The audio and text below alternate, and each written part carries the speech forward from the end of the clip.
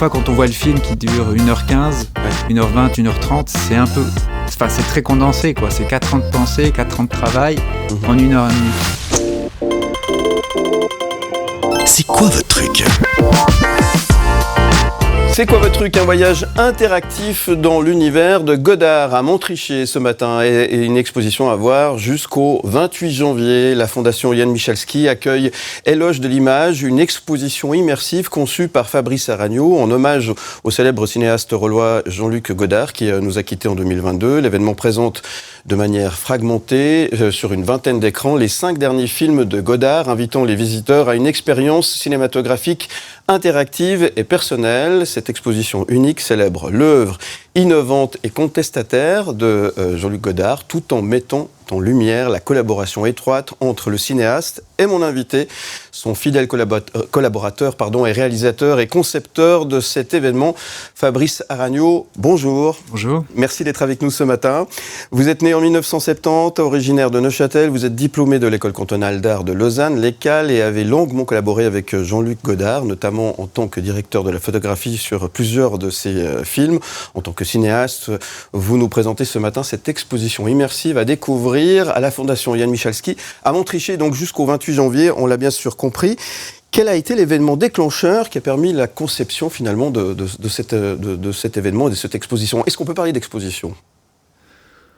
Bon, c'est intéressant le mot exposition, parce qu'au cinéma, on expose une pellicule. Ouais. Enfin, Jean-Luc a beaucoup exposé la pellicule, et quand on expose, ça veut dire qu'on s'ouvre à, et qu'on ouvre ou le diaphragme de la caméra, on ouvre l'obturateur de l'appareil photo. Donc, c'est plutôt le mot exposition n'est pas inintéressant pour ça. Mais ce n'est pas non plus pour moi, c'est plutôt une projection. Enfin, c'est même Jean-Luc qui en avait parlé, parce que c'est une exposition, qui est une évolution d'une première que j'avais créée à Nyon en 2020, qui était à l'intérieur de son dernier film, qui était une proposition de partager le fait d'être à l'intérieur d'un film. Parce que quand on réalise un film, ou qu'on travaille sur un film, notamment ceux de Jean-Luc Godard, on est à l'intérieur du film pendant un certain nombre d'années, quoi. Enfin, ça a duré 4 ans, ces derniers films, ils prenaient 4 ans chaque fois pour faire un film. Ouais. Que parfois, quand on voit le film qui dure 1h15, 1h20, 1h30, c'est un peu... Enfin, c'est très condensé, quoi. C'est 4 ans de pensée, 4 ans de travail en 1h30. Donc, j'avais envie d'ouvrir le montage, enfin, d'ouvrir le film, de le mettre dans l'espace pour que le spectateur puisse vivre à l'intérieur du film. Donc, c'est immersif comme ça. Alors, moi, je dirais que c'est l'inverse, parce que quand on dit immersif, ça veut dire qu'on est, on est immergé et qu'on n'a plus rien on n'en peut plus respirer, et qu'on est comme ici, on est comme ça, des images partout. Ouais. Alors qu'au contraire, c'est l'inverse. C'est plutôt, on se projette. Ouais. Et c'est aussi du cinéma, donc exposition et projection, c'est plutôt ça. Donc c'est plutôt l'idée de mettre en évidence des éléments des films, des fragments des films, sortir les fragments du film, pour qu'en nous, ça nous parle.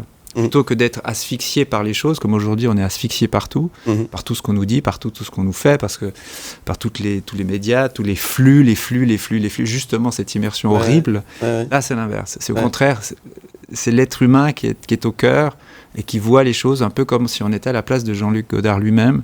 C'est un peu comme si on avait mis ses lunettes, en fait. En montrant ces images, c'est un peu comme si on était à la place de son regard. Une vraie expérience, en fait, que vous nous proposez finalement. Oui, et chaque fois, elle est différente. Comme dans la vie, quand vous... il n'y a pas 2 regards identiques sur cette planète, quoi. Même vous me voyez d'ici, moi je vous vois de là, je ne vois pas la même chose. Je vois une main derrière vous, vous voyez autre chose derrière moi. On ne vit pas la même chose, même si on vit la même chose. Donc là, c'est pareil. Chaque spectateur, visiteur ou voyageur, ça dépend un peu comment... Moi, j'aime bien l'idée du voyage, parce que c'est le transport, la métaphore. Chaque voyageur vivra une expérience qui lui est propre. Ça fait résonner des choses en soi. Ce qui est différent, finalement...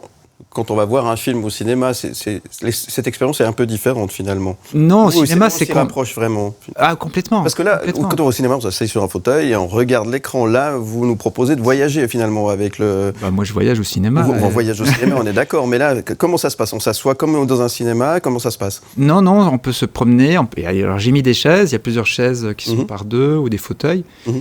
Mais on peut aussi se déplacer, on peut aussi s'amuser à regarder. Enfin, avec Jean-Luc, c'est un enfant, quoi. C'est pour ça que l'image un peu qu'on utilise pour l'affiche, c'est l'image d'un enfant. En fait, c'est lui enfant qui regarde le monde. C'est une photo que sa maman avait faite, un peu effrayée comme ça.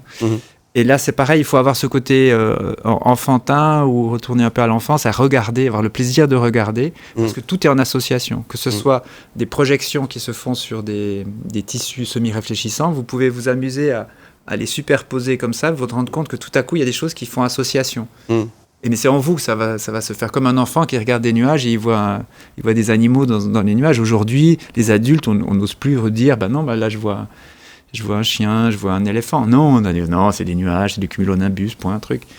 Donc voilà, là, c'est vraiment retourner à ce côté enfantin de s'amuser, d'avoir le plaisir de voir. Mais comme on est adulte, ou qu'on a un petit vécu, ou qu'on a des sentiments, qu'on a des brisures, des choses comme ça, peut-être ce qu'on voit va nous parler.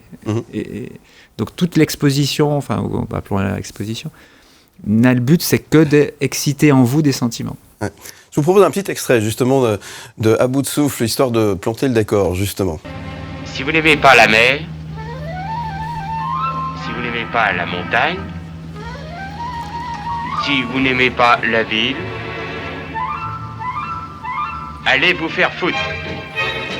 Voilà, ça c'est totalement du Godard. Mais alors ça c'est pas présenté. À bout de souffle, ça c'est À bout de souffle. Ça c'est pas présenté. Vous présentez 5 films, les 5 derniers films de Jean-Luc Godard. Pourquoi ces films-là et pourquoi avoir choisi ces films justement? Est-ce qu'il y a une raison particulière? Oui, c'est les 5 films sur lesquels vous avez travaillé. Mais c'est aussi, il se trouve que c'est un peu les 5 films, les 4 films avant le dernier qui s'appelle Le Livre d'images, qui ont amené Jean-Luc à faire le dernier film, Le Livre d'images. Et Le Livre d'images, arrivant à la fin, vous montrez À bout de souffle, c'est le film sur lequel tous les fils qu'il a tissés depuis le début se rejoignent. C'est ça. Donc là, c'est le début de À bout de souffle, vous venez de montrer, là, ça se termine pas tout à fait là, parce qu'il y a encore plusieurs petits films, il y a comme des vagues comme ça qui reviennent encore un peu. Encore cette année, peut-être, il y aura quelque chose. Il y a eu quelque chose à Cannes l'année dernière. Il y a encore des choses qui vont arriver de Jean-Luc. Mais de grands films, longs métrages, Le Livre d'images, c'est malheureusement le dernier. Mais c'est un film qui termine une période. Et aussi, il y a la période des 5 derniers films, mais c'est aussi, évidemment, toute sa carrière. Vous qui avez travaillé avec Jean-Luc Godard, vous connaissez tout son œuvre. C'est un cinéaste qui était avant-gardiste, hors du temps. Comment est-ce que vous le considériez ? Libre, complètement libre, complètement libre, sans. Ouais, alors là, évidemment, là, il dit allez vous faire. Il fait dire ça à Belmondo, mais évidemment, c'est sa liberté, quoi. C'est un cinéaste punk, quoi. Ouais, c'est étrange parce qu'en Suisse, je suis content d'en parler ici dans un média suisse. Mais en Suisse, les gens le considèrent comme étant une vieille chose ou pas intéressante ou je sais pas quoi. Ou compliqué. 3/4, compliqué. Ouais, on le met dans le compliqué. Parce que tous les. Moi, avant de le rencontrer, les enseignements, guillemets, que j'avais reçus à l'école, c'était de me le présenter comme étant compliqué, qu'il fallait connaître toute la littérature, toute la philosophie pour le comprendre. Puis comprenez, si vous ne connaissez pas ce thème-là, il a voulu dire ça, puis il a voulu dire ça, puis il a voulu dire ça, il a voulu dire ça, puis alors ça, puis ça. Et si vous n'avez pas fait toutes ces études, vous allez vous dire, alors c'est pas pour moi, parce que j'ai pas les clés pour entrer là-dedans, etc. En fait, il n'y a pas de porte, il n'y a pas de serrure, il n'y a que des choses ouvertes. Il ne faut pas chercher à comprendre les films de Jean-Luc. Et lui, il faut prendre les choses, il faut... C'est encore une fois, donc dans l'exposition, c'est de démonter les choses. Donc vous allez vous rendre compte qu'en fait, les choses, elles sont pas très compliquées. Ça vous parle, ou peut-être ça ne vous parle pas, mais ce sont des choses assez complètement humaines, quoi. Je dirais pas simples, mais parce que l'humanité est complexe, mais c'est pas compliqué. Alors étrangement, partout dans le monde, Jean-Luc Godard est admiré, mais aussi par les jeunes, quoi. Enfin, il y a c'est vraiment un cinéaste punk. Effectivement. Qu'espérez-vous que les visiteurs retiennent de cette expérience, de cette exposition, osons le mot, éloge de l'image, Fabrice Aragnaud? Qu'ils ont envie de regarder, envie de voir. De voir le monde. C'est pour ça que j'ai mis, notamment, il y a des espaces plutôt clos, comme ça, où les images dialoguent entre elles. Mais à l'extérieur de l'exposition, quand vous arrivez, quand vous quittez le bâtiment, il y a c'est des téléviseurs en fait, mais comme les téléviseurs que vous avez chez vous pour regarder ce que l'imbécile que je suis qui vous parle, ce téléviseur, j'en ai mis à l'extérieur, et ce qui fait que vous allez voir les images des films de Jean-Luc qui dialoguent entre eux, mais qui dialoguent aussi avec la perspective, avec la vue qu'on en a depuis Montrichet, avec le plateau suisse, enfin je sais pas, c'est pas tout à fait le plateau là, mais c'est le pied du Jura, jusqu'on voit le lac, on voit les Alpes, on voit le monde. mais le monde entier qui va jusqu'en Palestine aujourd'hui, qui va en Ukraine, enfin qui va partout, quoi. Donc Montricher, c'est par hasard. Non, mais quand il y a ça, quand je vais dans cet endroit, puis bon, la Fondation Michalski a soutenu le dernier film, donc il y a une relation comme ça, mais aussi le lieu est incroyable. Bien sûr. Évidemment, c'est le ici et maintenant, donc quand vous allez voir les images, ça dialogue avec vous, au moment où vous les regardez, où vous êtes, et avec ce que vous voyez à côté. Donc presque le plus important, c'est de regarder le ciel, un oiseau qui passe, la nature, une voiture, au loin, un train qui siffle, il y a un train assez joli qui siffle juste en passant. Cet espace-là, et vos pensées, quoi. Donc c'est votre exposition. Merci Fabrice Aragno. Cette exposition est à voir à la Fondation Yann Michalski jusqu'au 28 janvier. Donc dépêchez-vous, ça se passe du côté de Montricher. Vous avez toutes les infos sur fondation-yannmichalski.com. Merci beaucoup. Je vous souhaite encore une bonne année. Oui, je dis encore, il y a 2 projections de films aussi. Donc le dimanche prochain, Notre musique à 11h que je présente. Bien sûr. Et le dimanche d'après, le 21, Adieu au langage en 3D. Que je présente aussi à Michalski. À Michalski aussi, et toutes les infos sont sur le site, évidemment, fondation-yannmichalski.com. Merci beaucoup, je vous souhaite donc une bonne année 2024. Merci. Et je vous dis à très bientôt et merci d'être venu ce matin.